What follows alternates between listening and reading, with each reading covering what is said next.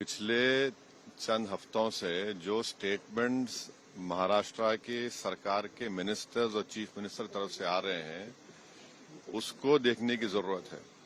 और सबसे बड़ा प्रोवोकेशन तो वो सत्ता में है, गवर्नमेंट में है, और गवर्नमेंट प्रोवोकेटिव स्टेटमेंट्स दे रही है। और बड़ा अफसोसनाक है, आप देख लीजिए पिछले 4-5 दिन पुराना स्टेटमेंट उठाकर देख लीजिए, तो ये वो खुद प्रोवोकेशन किए और उनको इस बात की अपनी जिम्मेदारी का एहसास भी नहीं है कि वो मंत्री हैं, मुख्यमंत्री हैं। और दूसरी बात यह है कि आपने कई तस्वीर किसी बादशाह के बनाकर जलाए पूरे महाराष्ट्र में, कोई रिएक्शन नहीं हुआ, तो आपको तकलीफ हो गई। तो आपने क्या किया कि कुरान की जो आयतें हैं, जो वर्सेस हैं कुरान के, जो एक कपड़े पर लिखी जाती हैं, उसको आपने जलाया।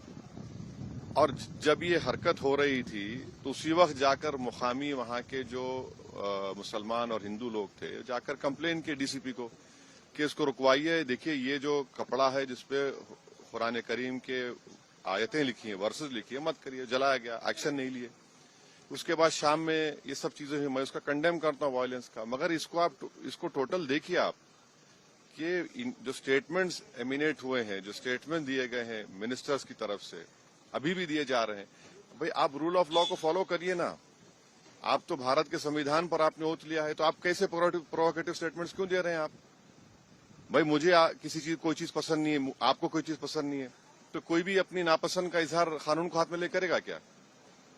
ये देखने की जरूरत है। तो ये बहुत गलत हो रहा है, सरकार की जिम्मेदारी है, ये सरकार की गलती है, इंटेलिजेंस की फेलियर है।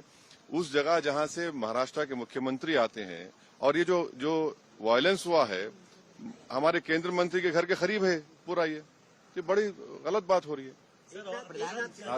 अब हो गया। सर, फडणवीस साहब ने कहा है कि ये बहुत रिग्रेटेबल है, बहुत दुख की बात है कि स्टेट एक्सचेकर से औरंगजेब के कब्र की देखभाल करनी पड़ती है।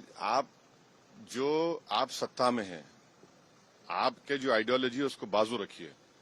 आपकी आइडियोलॉजी होने चाहिए भारत का कॉन्स्टिट्यूशन और रूल ऑफ लॉ को अपहोल्ड करना। 6 दिसंबर 1992 को क्या हुआ, और उसके बाद सुप्रीम कोर्ट ने उसको एग्रीगेस एक्ट कहा, तो आप देख लीजिए। हुकूमत आपकी है, मंत्री आप हैं, रूल ऑफ लॉ आपको फॉलो करना है, और आपको कॉन्स्टिट्यूशन के लिहाज से अपनी हुकूमत चलाना है। मज़ीद ताज़ा तरीन खबरों को देखने के लिए आप देखते रहिए फ्लैश 9 न्यूज़। चैनल को लाइक, शेयर और सब्सक्राइब करना ना भूलें।